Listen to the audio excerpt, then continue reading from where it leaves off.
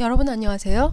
사회과학 명저와 창의적 글쓰기 예루살렘의 아이히만 해제의 동영상 첫 번째 편입니다. 여기서는 저자인 한나 아렌트를 소개하고 그리고 이 책의 역사적 배경이 되는 홀로코스트를 간략히 설명하겠습니다. 아렌트는 독일에서 태어난 정치이론가입니다. 유대인 가정 출신이지만 근대 서유럽 시민사회에 동화된 유대인이었습니다. 그러나 성장하면서 반유대주의를 접하고 유대인으로서의 정체성을 자각하게 됩니다. 마브루크 대학과 하이델베르크 대학에서 철학을 공부했고 그리고 박사학위를 받았습니다. 그러나 1933년 히틀러가 집권하고 유대인 박해가 시작되면서 파리로 망명하게 됩니다. 파리에서 아렌트는 반나치 운동과 유대인 피난을 도왔습니다. 그래서 독일 시민권을 박탈당하고 수용소에 갇히기도 했죠.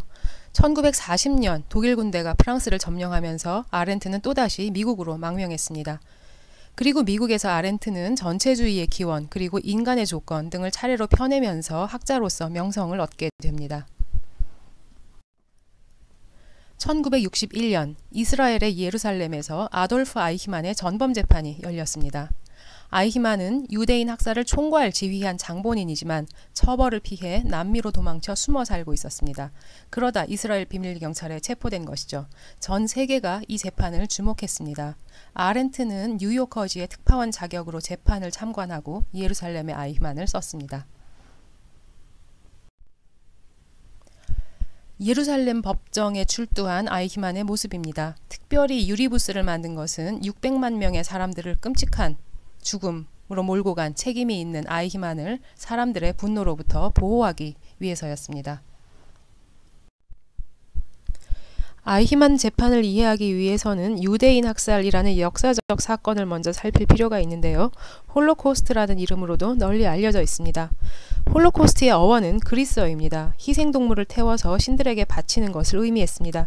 그래서 원래는 대량 학살을 의미했습니다만 1978년 미국에서 홀로코스트라는 드라마가 히트한 후로는 제2차 세계대전 당시에 나치에 의해서 유대인에게 자행된 국가 차원에서 실행된 체계적이고 관료적인 대량 학살을 가리키는 고유명사로 쓰이고 있습니다.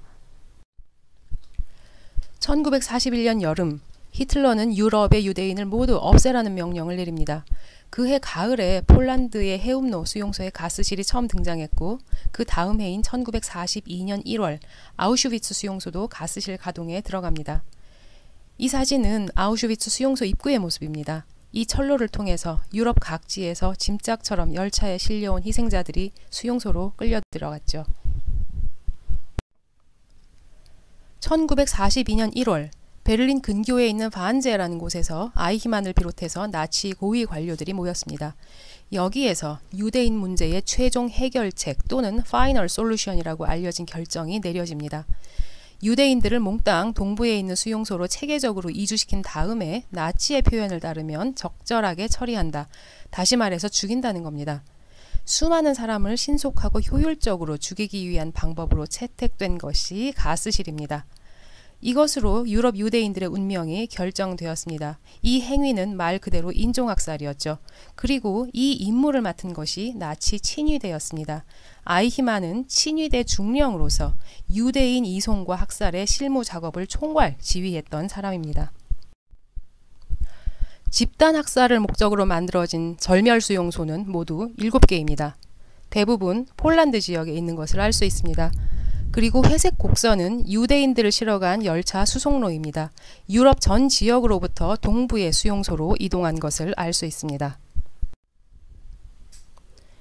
아우슈비츠 수용소를 공중에서 정찰기로 찍은 사진입니다. 거대한 규모이고요. 작고 네모난 점들은 수용자들의 막사입니다. 위쪽 중앙과 오른쪽에 가스실 2호부터 5호까지가 위치해 있습니다. 여기에서 희생된 사람은 유대인뿐만이 아니고요. 집시, 공산주의자, 정신질환자, 장애인, 동성애자, 그리고 나치가 사회 부적응자라고 딱지 붙였던 사람들, 예를 들면 거지나 성매매 여성들, 그리고 반나치 활동을 하다 붙잡혀온 정치범들도 있었습니다. 나치는 독일 군대가 점령한 유럽의 모든 지역으로부터 유대인들을 색출해서 수용소로 이송했습니다. 나치에 희생된 유대인의 수를 정확하게 집계하기는 어려운데요. 대략 600만 명 정도로 추산합니다. 이 숫자는 당시 유럽에 살던 유대인의 약 80%에 해당합니다. 특히 독일군에 가장 먼저 점령된 폴란드 유대인들의 희생이 컸는데요. 90%에 이르는 300만 명이 희생되었다고 합니다. 슬로바키아에서 끌려온 유대인 가족입니다. 열차에 실려와 수용소에 도착해 분류 작업을 기다리는 중입니다. 사진 속의 엄마와 아이들은 곧장 가스실로 끌려간 것으로 알려져 있습니다. 희생자들의 시체는 수용소 안에 설치된 소각로에서 불태워졌습니다. 1945년 1월 27일 소비에트 연방의 붉은 군대가 아우슈비츠를 점령하며 나치로부터 해방시킵니다. 그들이 본 것은 나치가 미처 처리하지 못하고 내버려 두고 간 희생자들의 시체의 덤이었습니다. 왼쪽 사진은 학살에 사용된 고형 가스가 담겼던 빈 캔들입니다. 오른쪽은 아우슈비츠 박물관에 전시된 주인 잃은 머리카락들입니다. 주인을 잃어버린 안경들의 무덤입니다. 안경 하나하나가 주인이 처한 운명을 말없이 증언하고 있습니다. 자, 이것으로 홀로코스트가 얼마나 끔찍한 일이었는지를 이해할 수 있었을 겁니다. 그런데 이 일을 진두지휘한 실무 책임자가 지옥에서 온 악마가 아니고 그저 생각 없는 평범한 공무원이었다. 자기가 뭘 하는지도 모르는 멍청이었다. 이것이 아렌트 주장의 핵심입니다. 엄청난 비난을 받은 것도 무리는 아니겠지요. 그러나 아렌트는 이 끔찍한 비극이 도대체 왜, 어떻게 일어날 수 있었는지를 밝히려고 했을 뿐입니다. 독일인들이 유달리 잔인해서가 아니고 다른 사람의 처지에서 생각해 볼 수 있는 상상력이 부족했고 그리고 순종을 이상화하는 정신나간 사고방식 때문이었다고 본 것입니다. 홀로코스트에 대해서 더 자세히 알고 싶다면 이 책들을 읽어보기를 권합니다. 여기까지 수고 많았습니다. 다음 동영상에서는 아렌트의 악의 평범성 주장의 내용을 좀 더 구체적으로 살펴볼 것입니다.